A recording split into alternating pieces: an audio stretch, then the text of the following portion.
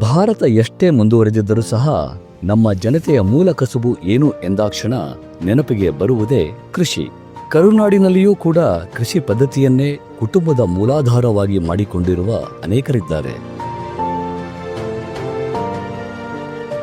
ನಮ್ಮ ಸರ್ಕಾರ ಎಂದೆಂದು ಅಧಿಕಾರಕ್ಕೆ ಬಂದಿದೆಯೋ ಆ ಎಲ್ಲಾ ಬಾರಿಯೂ ಕೃಷಿಕರಿಗೆ ಸಾಕಷ್ಟು ಸವಲತ್ತುಗಳನ್ನು ತಂದಿದೆ. ಈ ಬಾರಿ ಕೂಡ ರಾಜ್ಯದಲ್ಲಿ ಕೃಷಿಕರಿಗೆ ಇಂಬು ನೀಡಲೆಂದೇ ಅಂತಾರಾಷ್ಟ್ರೀಯ ವಾಣಿಜ್ಯ ಸಾವಯವ ಹಾಗೂ ಸಿರಿಧಾನ್ಯ ಮೇಳವನ್ನು ಆಯೋಜಿಸಲಾಗಿತ್ತು. ಬೆಂಗಳೂರಿನ ತ್ರಿಪುರವಾಸಿನಿಯಲ್ಲಿ 3 ದಿನಗಳ ಕಾಲ ನಡೆದ ಕಾರ್ಯಕ್ರಮದ ಕಿರುನೋಟ ಇಲ್ಲಿದೆ.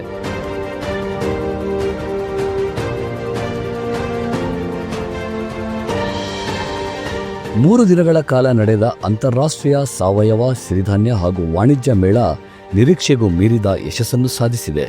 ಸರಿಸುಮಾರು 3 ಲಕ್ಷಕ್ಕೂ ಅಧಿಕ ಜನರು ಈ ಮೇಳದಲ್ಲಿ ಪಾಲ್ಗೊಳ್ಳುವ ಮೂಲಕ ಅಂತಾರಾಷ್ಟ್ರೀಯ ಮೇಳದ ಯಶಸ್ಸಿಗೆ ಕಾರಣರಾದರು. ರೈತರಿಗೆ ಅನುಕೂಲ ಆಗಂತ ಒಳ್ಳೆ ಕಾರ್ಯಕ್ರಮ ಮಾಡಿದ್ರು ಇವತ್ತು. Nice, very nice. I would never seen like this things. ರೈತರನ್ನ ಮೇನ್ ಸ್ಟ್ರೀಮ್ ತರಬೇಕು ಅಂತ ಒಂದು ಆಲೋಚನೆ ಇಟ್ಕೊಂಡು ಒಂದು ಒಳ್ಳೆ ಕೆಲಸವನ್ನ ಮಾಡ್ತಾ ಇದ್ದಾರೆ. ತುಂಬಾ ಶ್ಲಾಘನೀಯವಾದಂತ ಕಾರ್ಯಕ್ರಮ ಆಗಿದೆ. ಖುಷಿ ಆಗ್ತಾ ಇದೆ. ಇದರಿಂದ ಭಾರಿ ರೈತರಿಗೂ ಅನುಕೂಲ ಆಗ್ತಾ ಇದೆ. ಹಲವಾರು ವಿಷಯಗಳನ್ನ ತಿಳಿಸುವಂತ ಒಂದು ಈ ಎಕ್ಸಿಬಿಷನ್ ಆಗಿದೆ. This international trade should exist more and more. We got many business leads, B2B businesses, export opportunities. So I'm really great and thankful to the agriculture minister. Set up, everything is just wonderful. From parking to from the stalls, from this B2B section. कृषि मंत्री हैं, उनको भी धन्यवाद देना चाहता हूँ. Thank you for all this good collaboration. ಕೃಷಿ ಇಲಾಖೆ ಇದೊಂದು ಹೆಮ್ಮೆ ಅಂತಕ್ಕಂಥದ್ದು ನಾನು ಹೇಳಕ್ಕೆ ಬಯಸ್ತೇನೆ. ಮತ್ತೊಮ್ಮೆ ಎಲ್ಲರಿಗೂ ಧನ್ಯವಾದಗಳು. ಈ ಬಾರಿಯ ಮೇಳದಲ್ಲಿ 185 B2B ಸಭೆಗಳು ನಡೆದಿದ್ದು 185.41 ಕೋಟಿ ರೂಪಾಯಿಗಳ ಒಪ್ಪಂದಗಳಿಗೆ ಸಹಿ ಹಾಕಿದ್ದಾರೆ. ದೇಶದ 25 ರಾಜ್ಯಗಳು ಈ ಮೇಳದಲ್ಲಿ ಭಾಗವಹಿಸಿದ್ದು ಸಾರ್ವಕಾಲಿಕ ದಾಖಲೆ ಎಂದೇ ಹೇಳಬಹುದಾಗಿದೆ. 5 ರಾಜ್ಯಗಳ ಕೃಷಿ ಸಚಿವರು ಕೂಡ ನಮ್ಮ ಮೇಳಕ್ಕೆ ಸಾಕ್ಷಿಯಾದರು. The Agriculture Departmental Minister for organizing this great event in the state and getting us an opportunity to be here and to witness this great event. I once again appreciate the Minister and the Department of Agriculture to arrange this wonderful exhibition for the farming community and the nation. Thank you, sir. Nice to meet you, sir. ಕರ್ನಾಟಕದ ಸ್ಟಾಲ್ಗಳ ಜೊತೆಯಲ್ಲಿ ದೇಶ ವಿದೇಶದ ಸ್ಟಾಲ್ಗಳು ಮೇಳದಲ್ಲಿ ಭಾಗವಹಿಸಿದ್ದು ನಿರೀಕ್ಷೆಗೂ ಮೀರಿ ವ್ಯಾಪಾರ ವಹಿವಾಟು ನಡೆಸಿವೆ. ಇವುಗಳ ಜೊತೆಯಲ್ಲಿ ರೈತರಿಗೆಂದೇ ವಿಶೇಷ ಕಾರ್ಯಾಗಾರಗಳು ಹಾಗೂ ಅಂತಾರಾಷ್ಟ್ರೀಯ ಸಮ್ಮೇಳನಗಳನ್ನು ಆಯೋಜಿಸಲಾಗಿದ್ದು ವಿಶೇಷವಾಗಿತ್ತು. 114 ಕರ್ನಾಟಕದ ಪೆವಿಲಿಯನ್ ಮಳಿಗೆಗಳು, 170 ಖಾಸಗಿ ಮಳಿಗೆಗಳು, ಹೊರ ರಾಜ್ಯದ 17 ಅಂತಾರಾಷ್ಟ್ರೀಯ ಮಳಿಗೆಗಳು, ದೇಸಿ ತಳಿ ಪೆವಿಲಿಯನ್, ಮಣ್ಣು ಪೆಡಾನ್ ಪೆವಿಲಿಯನ್ ಸೇರಿದಂತೆ 337ಕ್ಕೂ ಅಧಿಕ ಮಳಿಗೆಗಳು ಈ ಮೇಳದಲ್ಲಿ ಭಾಗವಹಿಸಿದ್ದವು.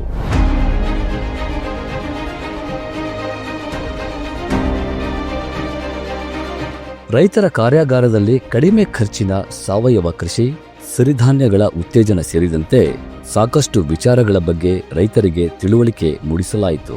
ಇದು ಮಾತ್ರವಲ್ಲದೆ ಫ್ಲಿಪ್ಕಾರ್ಟ್ನಂತಹ ಆನ್ಲೈನ್ ಮಾರುಕಟ್ಟೆಗಳನ್ನು ರೈತರು ಹೇಗೆ ಬಳಸಿಕೊಳ್ಳಬಹುದು ಎಂಬುದರ ಬಗ್ಗೆ ವಿಶೇಷ ಉಪನ್ಯಾಸ ನೀಡಲಾಯಿತು. ಜಿಲ್ಲೆಯ ಬೆಲ್ಲದ ಪರಿಷೆ, ಕಬ್ಬಿಣಗಾಣ, ದೇಸಿರಿ ಗುಡಿ ಕೈಗಾರಿಕೆ ವತಿಯಿಂದ ಎಣ್ಣೆಗಾಣ ಪ್ರದರ್ಶನ ಹಾಗೂ ನೈಸರ್ಗಿಕವಾಗಿ ಹೊರತೆಗೆದ ಅಡುಗೆ ಎಣ್ಣೆಯ ವಿಶ್ಲೇಷಣೆ, ಪ್ರತ್ಯಕ್ಷತೆ ಹಾಗೂ ವಿವಿಧ ಯಂತ್ರೋಪಕರಣಗಳ ಪ್ರದರ್ಶನ ಗಮನ ಸೆಳೆದವು. ಅಲ್ಲದೆ ಸಿರಿಧಾನ್ಯಗಳಿಂದಲೇ ತಯಾರಿಸಲಾದ ಪಾಸ್ತಾ, ನ್ಯೂಡಲ್ಸ್, ಐಸ್ ಕ್ರೀಮ್, ಬನ್, ಬಿಸ್ಕತ್ತುಗಳು, ತಿಂಡಿ ತಿನಿಸುಗಳನ್ನು ಪ್ರದರ್ಶಿಸಿದ್ದು ಅತ್ಯಂತ ವಿಶೇಷವಾಗಿತ್ತು. ಇದರ ಜೊತೆಯಲ್ಲಿ ರಾಜ್ಯದ ವಿವಿಧ ಜಿಲ್ಲೆಗಳಿಂದ 500ಕ್ಕೂ ಅಧಿಕ ಭತ್ತ, 17ಕ್ಕೂ ಅಧಿಕ ರಾಗಿ, ಜೋಳದ ತಳಿಗಳು, ಜೊತೆಯಲ್ಲಿ ಸಾಮೆ, ಕೊರಲೆ, ನವಣೆ, ಊದಲು, ಬರಗು, ಹಾರಕ, ಹೆಸರು, ಅಲಸಂದೆ ಸೇರಿದಂತೆ ನಾನಾ ತಳಿಗಳನ್ನು ಪ್ರದರ್ಶಿಸಲಾಗಿತ್ತು.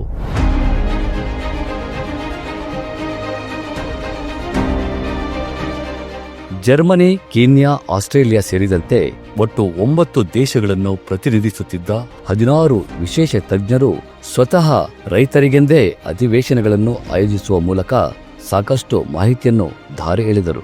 ಸಾಂಸ್ಕೃತಿಕ ಕಾರ್ಯಕ್ರಮಗಳು ಕೂಡ ಸಿರಿಧಾನ್ಯ ಮೇಳದ ಮತ್ತಷ್ಟು ಅಂದವನ್ನು ಹೆಚ್ಚಿಸಿದವು.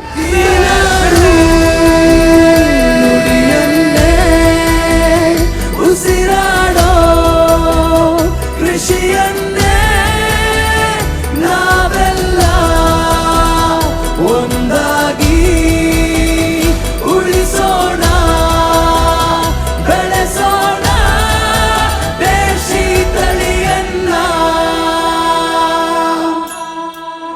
ಸನ್ಮಾನ್ಯ ಮುಖ್ಯಮಂತ್ರಿಗಳಾದ ಶ್ರೀ ಸಿದ್ದರಾಮಯ್ಯನವರು, ಮಾನ್ಯ ಉಪಮುಖ್ಯಮಂತ್ರಿಗಳಾದ ಶ್ರೀ ಡಿ.ಕೆ. ಶಿವಕುಮಾರ್ ಅವರು, ಕೇಂದ್ರ ಸಚಿವೆ ಕುಮಾರಿ ಶೋಭಾ ಕರಂದ್ಲಾಜೆ, ಸಂಪುಟ ಸಹೋದ್ಯೋಗಿಗಳು, ಮಾಜಿ ಉಪಮುಖ್ಯಮಂತ್ರಿಗಳಾದ ಡಾಕ್ಟರ್ ಸಿ.ಎನ್. ಅಶ್ವತ್ಥನಾರಾಯಣ ಅವರು ಸೇರಿದಂತೆ ಅನೇಕರು ಈ ಮೇಳದಲ್ಲಿ ಭಾಗವಹಿಸಿ ರಾಜ್ಯದ ಕೃಷಿ ಇಲಾಖೆಯ ಸಾಧನೆಗಳನ್ನು ಕೊಂಡಾಡಿದರು.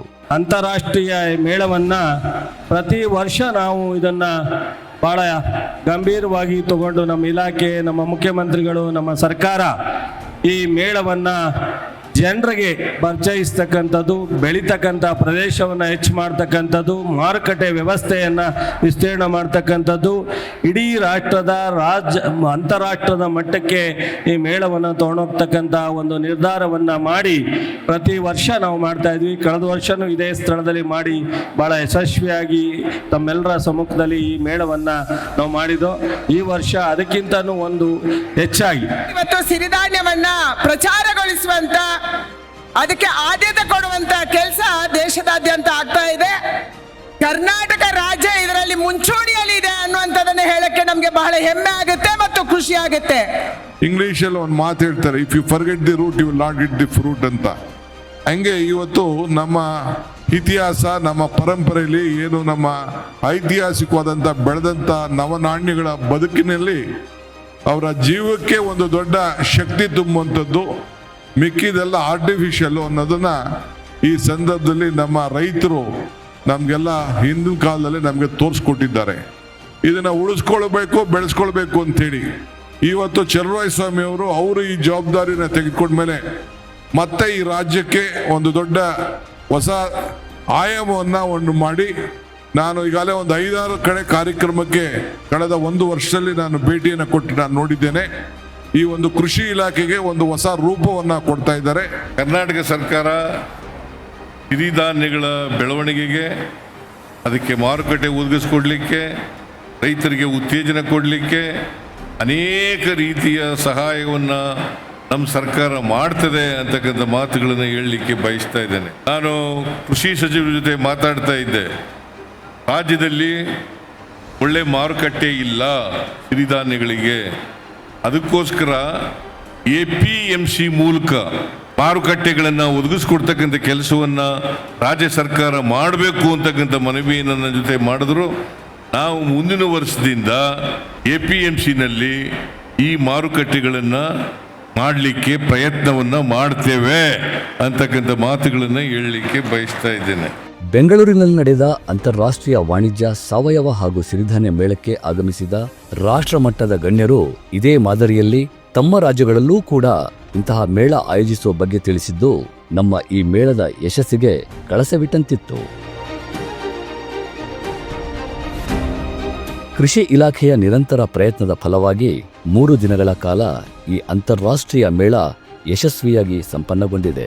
ನೇರವಾಗಿ ರೈತರೇ ಈ ಕಾರ್ಯಕ್ರಮದಲ್ಲಿ ಭಾಗಿಯಾಗಿ ಹೆಚ್ಚಿನ ಲಾಭ ಪಡೆದಿದ್ದು, ಮುಂದಿನ ದಿನಗಳಲ್ಲಿಯೂ ಇಂತಹ ಅನೇಕ ಕಾರ್ಯಕ್ರಮಗಳು ಕೃಷಿ ಇಲಾಖೆಯಿಂದ ನಡೆಯುವಂತಾಗಲಿ, ಇಡೀ ವಿಶ್ವವೇ ಕರ್ನಾಟಕದ ಕೃಷಿ ಸಾಧನೆಗಳನ್ನು ಕೊಂಡಾಡುವಂತಾಗಲಿ.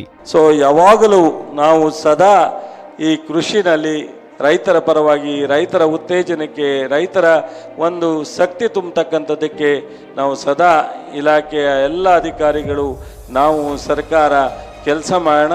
ಸೊ ಇದನ್ನು ಇವತ್ತು ಅಂತಿಮವಾಗಿ ಕೊನೆಯ ಒಂದು ಸಮಾರಂಭ. ನಿಮ್ಮೆಲ್ರಿಗೂ ಸಹ ಭಾಳಷ್ಟು ಕಷ್ಟಪಟ್ಟಿದ್ದೀರಾ. ಇಲಾಖೆಯ ಎಲ್ಲ ಅಧಿಕಾರಿಗಳಿಗೆ ಮನಸ್ಫೂರ್ತಿಯಾಗಿ ನಿಮಗೆ ಧನ್ಯವಾದಗಳನ್ನ ಹೇಳಿ, ಬಹುಶಃ ಅನ್ನದಾತ ಸದಾ ಸುಖವಾಗಿರಲಿ ಎಂದು ಹಾರೈಸೋಣ ಅಂತೇಳಿ ನನ್ನ ಈ ಮಾತುಗಳನ್ನ ಮುಗಿಸ್ತೀನಿ. ನಮಸ್ಕಾರ.